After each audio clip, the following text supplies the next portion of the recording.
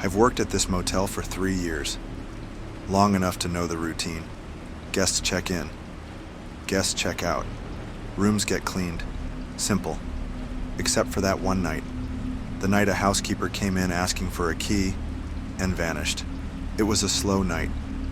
Barely any check-ins, just a couple of long-term guests and a few truckers stopping over.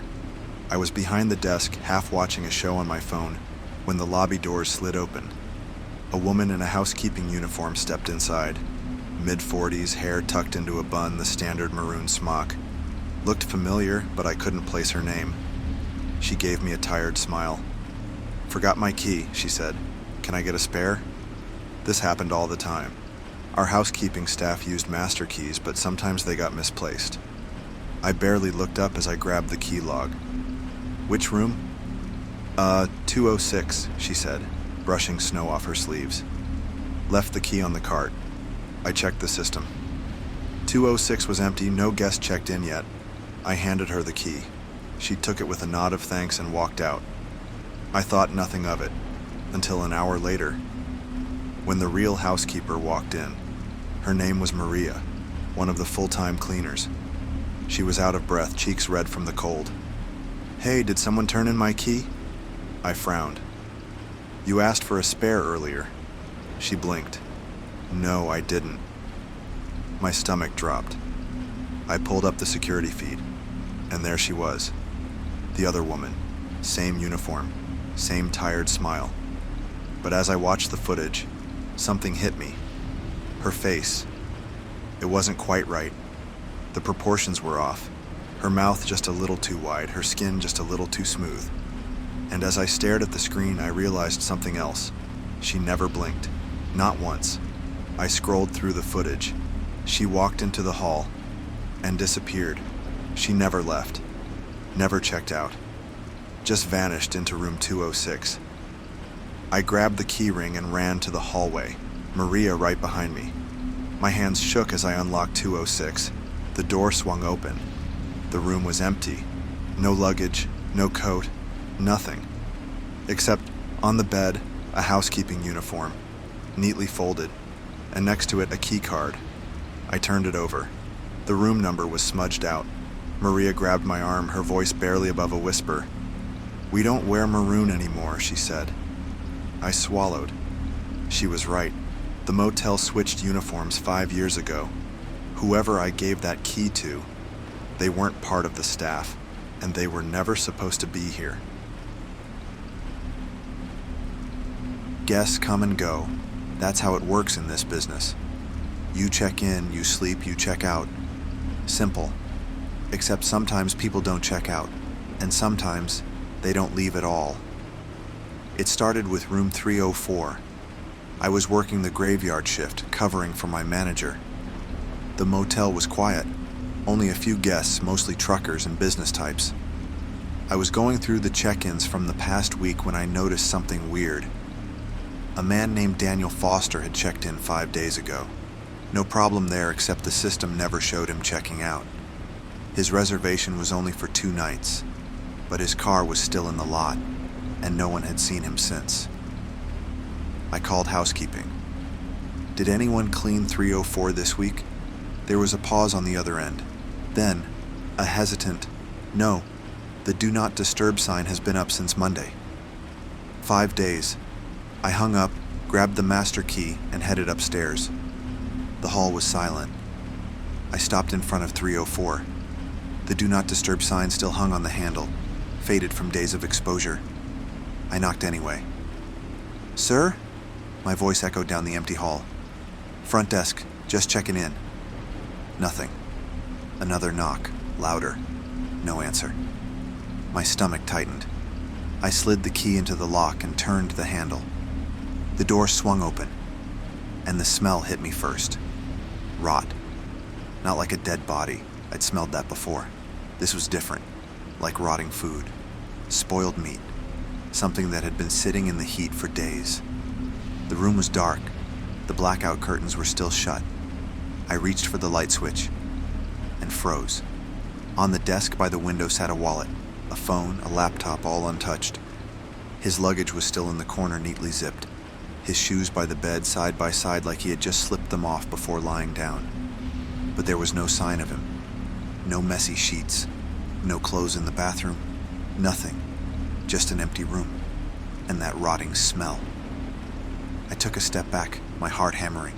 I reached for my radio. Then I heard it, a creak, coming from the closet. I turned and saw the door crack open, just an inch. A breath of cold air slipped out, curling around my ankles like a draft from an open freezer. I swallowed hard, reaching for the handle. I yanked the door open. Nothing. Empty. Just a closet. But the smell was stronger now. I stumbled backward, bile rising in my throat. And then I saw the security chain, still locked from the inside. That didn't make sense. If Daniel had left the room, he would have had to undo the chain. But it was still latched shut, like he had locked himself in and never came out.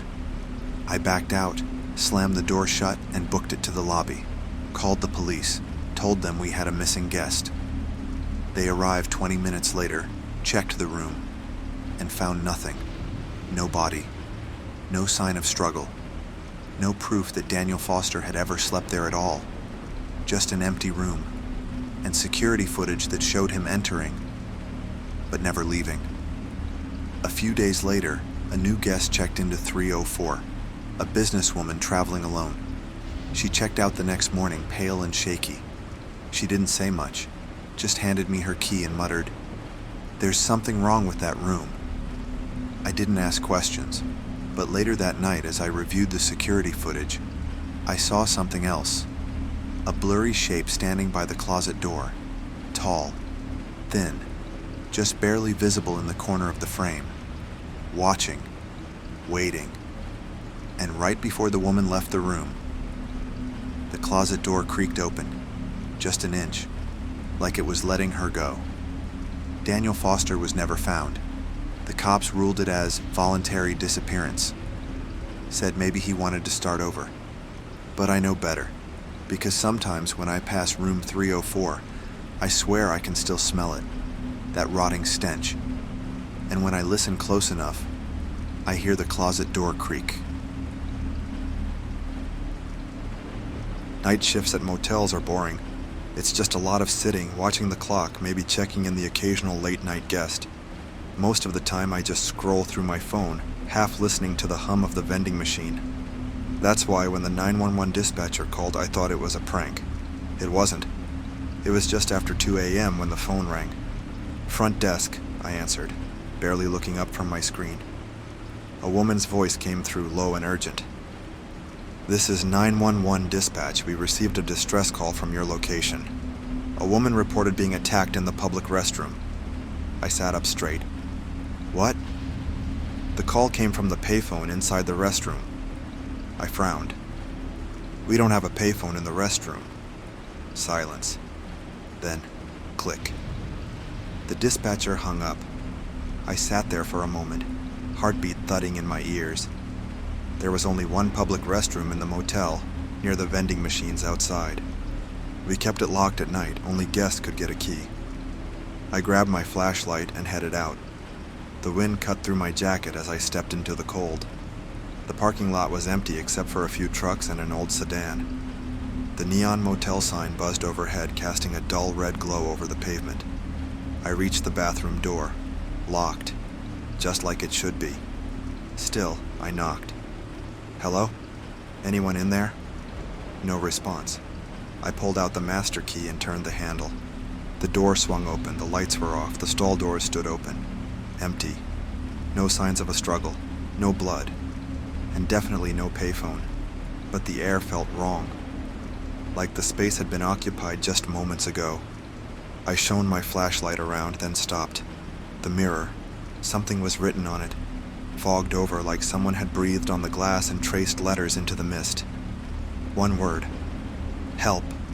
I backed away, heart hammering. That's when I saw the security camera. Back in the lobby, I pulled up the footage. The camera outside the restroom door showed an empty sidewalk stretching all the way back to the vending machines. I fast-forwarded. Nothing. Then, movement. At 1:47 a.m., the bathroom door creaked open. Not pushed, not forced, just slowly swung outward, like someone was leaving. But there was no one there. I stared, fingers tightening around the mouse. The door opened on its own, and then right before it closed again, a shadow moved.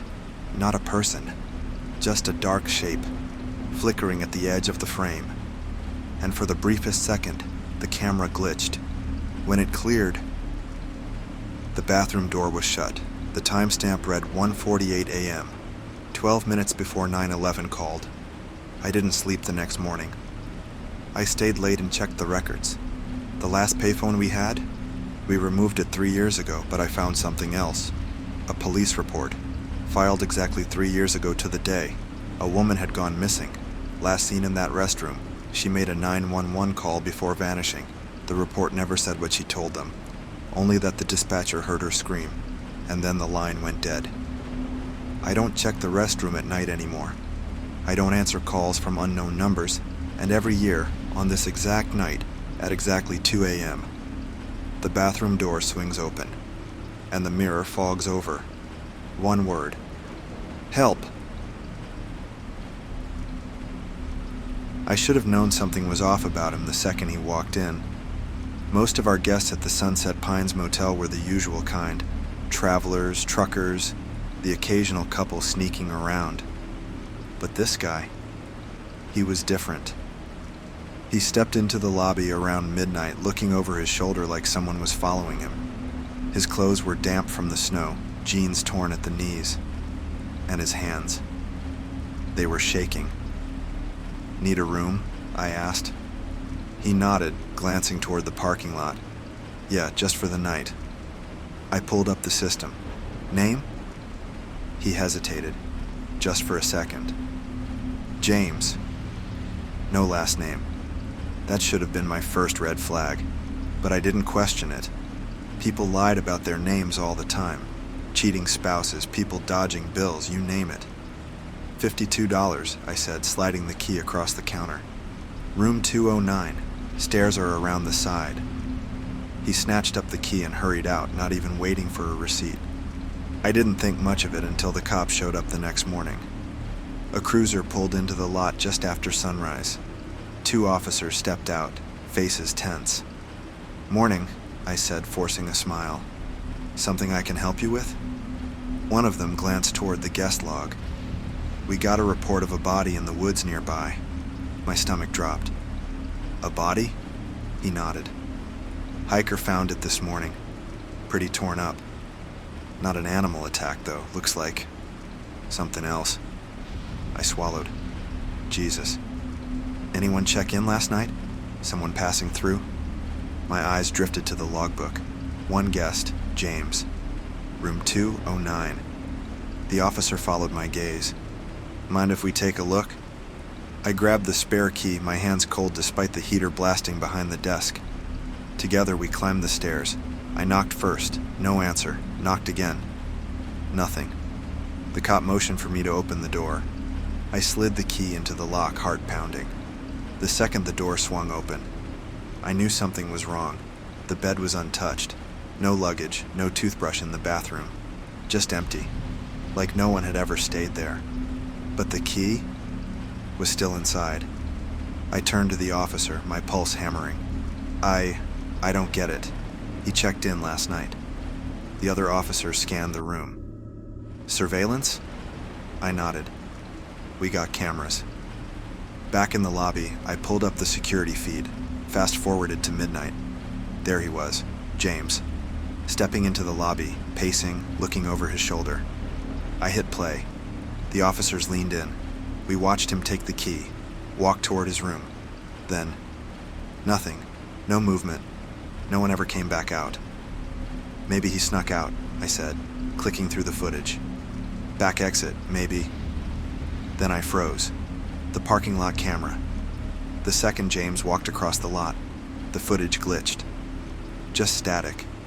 And when the feed cleared, he was gone. Like he had just vanished into thin air. The officers left an hour later, but I never stopped thinking about it. A man checked into my motel. Used a fake name. never checked out. And the next morning, a mutilated body was found in the woods. I never saw James again.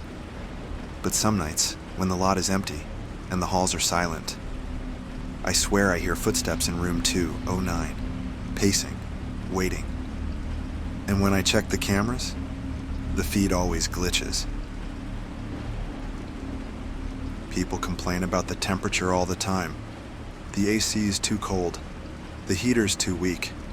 It's usually just an old vent system or guests being dramatic. But that night, the night room 117 froze over. I knew something was wrong. It started with a phone call. I was working the night shift, zoning out at the front desk when the phone buzzed. "Front desk," I said. A man's voice came through, shaky. "Hey, something's wrong with the heater." I checked the system. "You're in 117, right?" "Yeah, I cranked it up, but it's still freezing in here." "Let me send someone up." He hesitated. "Number? It's fine. I'll just use the blankets." I shrugged. If he didn't want maintenance, it wasn't my problem. That was at 1:13 a.m. By morning, he was dead. Housekeeping found him, curled under the blankets, lips blue, skin stiff with frost, like he had frozen to death in his sleep. The heater? It was running perfectly. I stood there as the paramedics wheeled him out, my stomach a knot of ice. I had talked to him hours ago, and now he was gone. That should have been the end of it. But then we checked the security footage. I fast-forwarded to 1:13 a.m. There he was, pacing his room, rubbing his hands together for warmth. The heater was on full blast, but he kept shivering. Then, at 1:17 a.m., something changed. The screen flickered, and suddenly he was staring at the door, like he had just heard something. His breath curled in the air. I leaned in. Something moved at the edge of the screen. The thermostat dial. It was turning, on its own. Lower, lower, until it hit 0. He scrambled for the dial, twisting it back up, but it wouldn't move. Then the lights flickered, and I swear to God, something stepped into the room. It was just a shadow at first, a sliver of darkness curling out from the vent. Then it grew, stretched, until it took the shape of a tall, thin figure. The man backed up, his breath coming in sharp, frantic gasps. Frost crawled up the walls, the windows iced over. Then the screen glitched, and when it cleared, he was in bed, curled under the blankets, completely still, like something had just put him there. The camera froze at 1:23 a.m. The last thing it showed, the frost-covered mirror, and written across the glass in shaky, frozen letters, "Don't let it in." Room 117 is permanently closed now. The heater works fine in every other room, just not that one. And every time I pass it, I swear I feel it. A breath of cold air creeping under the door. Every motel has one room that no one stays in. Maybe it's due to renovations, maybe there was a crime. Maybe it's just bad luck. For us, it was room 212. Bolted shut, no key, no guests. Just an empty, forgotten space at the end of the hall. At least that's what we thought. Until the night a guest called asking why someone was pacing inside. It was just after midnight when the call came through. "Front desk," I answered, half distracted. A woman's voice, nervous. "Hi, I don't mean to bother you, but..." A pause, then, "There's someone in the room next to mine." I frowned. "Which room are you in?" 211, she said. "Second floor." My stomach tightened, because room 212 was empty. I pulled up the system just to double-check. Room 212, vacant. I swallowed. "Are you sure? No one's been in that room for years." Another pause. Then, softer. "I can hear them, walking." I grabbed the master key and headed upstairs. The hall was silent, just the dull hum of the vending machine and the faint buzz of the exit sign. I stepped past room 211, stopped in front of 212, and listened. At first, nothing. Then, a single slow footstep. My breath hitched. Another. Pacing. inside a room that should have been empty. I knocked. The footsteps stopped. My pulse pounded in my ears. "Front desk," I called out. "Is someone in there?" Silence. I tried the handle, still bolted shut. I reached for my radio. "Hey, can we get maintenance to..." Then, the doorknob twisted. From the inside, I jumped back. My breath fogged in the air. The temperature had dropped, the hallway suddenly freezing. Then, a whisper, low, right against the door. "Let me out." I turned and ran. Back at the desk, I checked the security footage. The hallway cam showed me standing outside the door, knocking, stepping back, then the doorknob turning, on its own. I felt my stomach twist, because in the reflection of the exit sign, I saw it. A figure standing just inside the room, tall, watching. Its face was wrong, like it wasn't meant to be seen. I told my manager the next morning. He didn't even look surprised, just shook his head and said, "That room was never supposed to be opened." I asked why. He just said, "Forget about it." I tried. But that night, as I was locking up, I passed room 212, and for just a second, I swear I saw the doorknob move. The room is still bolted shut. No key, no guests, just an empty, forgotten space. At least that's what we tell people. But every now and then, a guest will call asking about the footsteps next door. And I always say the same thing. That room is empty. Even though I know it isn't. It was just before midnight when he walked in. I had already started closing out the register, getting ready for the end of my shift. We weren't one of those places with 24-hour service. By 12:30, the doors locked, and anyone who needed a room was out of luck. But this guy? He insisted. He stepped inside, shaking the snow from his coat. Tall, lean, too still. His clothes were clean, but something about him felt off. He walked straight to the counter, sliding a wad of cash across the desk. "One night," he said. "No receipt." I hesitated. "Need an ID." He pulled out a driver's license. I barely glanced at it before my stomach tightened. It was fake. I couldn't say how I knew. Maybe it was the way the laminate curled at the edges, or how the picture looked a little too smooth, like it had been copied one too many times. I should have turned him away. But something about the way he was staring at me, unblinking, made my skin crawl. So I nodded, took the cash, and handed him a key. "Room 108, I said. He smiled, but it wasn't the kind of smile you wanted to see. The rest of the shift was uneventful. No calls, no complaints. But something bothered me. I checked the security feed around 3 a.m. The camera in the hallway showed his door, 108, still shut. But every time I checked, I noticed the peephole was dark, like he was standing just on the other side, watching. The next morning, housekeeping screamed. I ran down the hall, heart hammering. The door to 108 was wide open. Inside, the bed was untouched, not just unmade, untouched.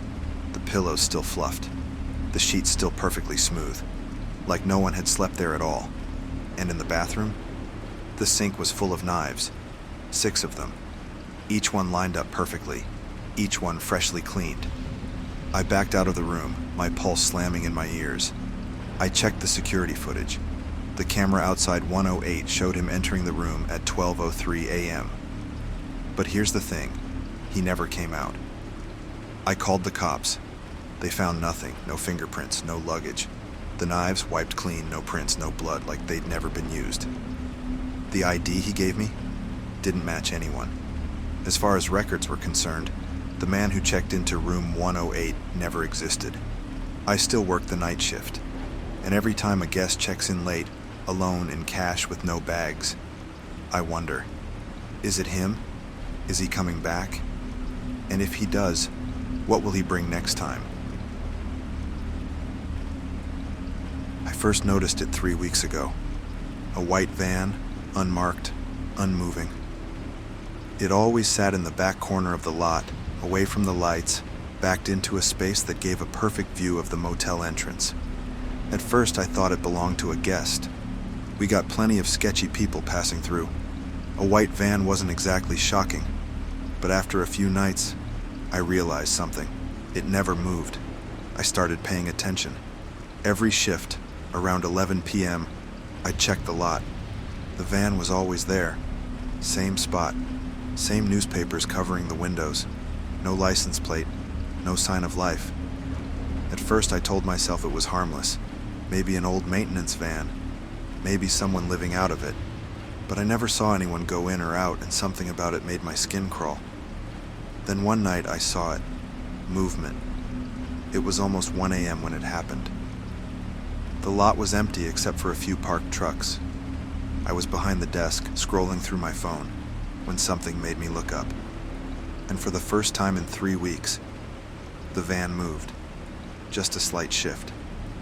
Like something inside had pressed against the door. I felt a prickle of fear. I waited, watching. And then, a hand. Just a flash of pale skin between the sheets of newspaper. Small, delicate, like someone was trying to get my attention. I grabbed my radio, my hands cold with sweat. "There's someone in that van," I said. My voice sounded too loud in the empty lobby. No response. I glanced at the security monitor, and that's when I saw it. The newspaper shifting, like something was struggling behind it, like someone was trying to push through. I didn't think. I grabbed the phone and dialed 911. The cops arrived fast. 2 cruisers, lights flashing, rolling up silent in the dark. I stayed inside as they approached the van, hands on their holsters. One knocked on the side. No answer. I held my breath. Then, the back doors burst open. I won't forget what I saw. A woman, bound, gagged, eyes wide with terror. Her wrists were raw from rope burns. Tears streamed down her face as they cut her loose, as she collapsed into one of the officers' arms. The cops pulled more from the van. A stack of missing persons posters, each one folded, worn, each one a different woman. And the worst part? The woman they pulled out? She wasn't on any of them. They never found him. The owner of the van, no fingerprints, no ID, no way to know how many other women had been in there before her. But sometimes late at night when the lot is empty and the motel is quiet, I wonder, how many times did she try to get someone's attention? How many people walked by and never saw her? And how many more vans are out there, just waiting in the dark,